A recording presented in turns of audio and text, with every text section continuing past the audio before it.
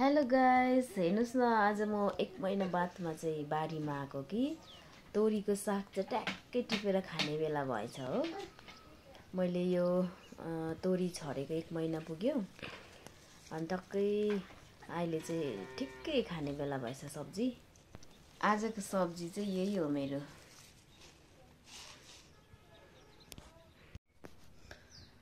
अब यो साग चाहिँ भुटेर खाइन्छ दहीसँग। धन्नै फुली गएछ नि। यो फुल्यो भने चाहिँ अलिक फेरि मिठो हुँदैन कि छिप्पिजान्छ।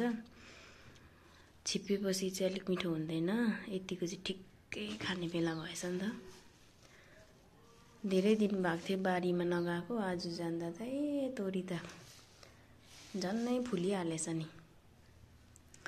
आज चाहिँ यसको सब्जी खाइन्छ, तरकारी, अर्ग्यानिक तरकारी है यो चाहिँ। केलाएर पनि रेडी पारे।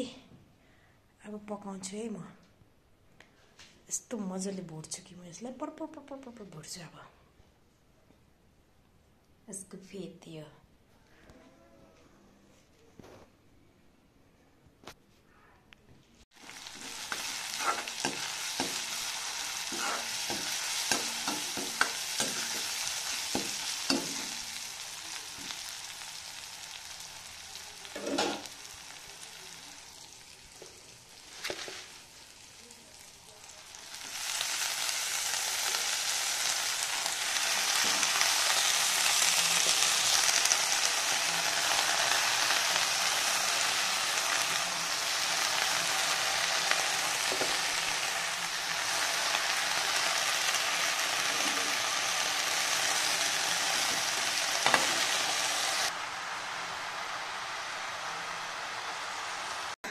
खाना सब्जी हाम्रो चाहिँ रेडी भयो।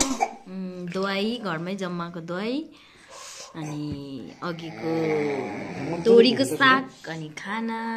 हामी चाहिँ खाना खाए ल।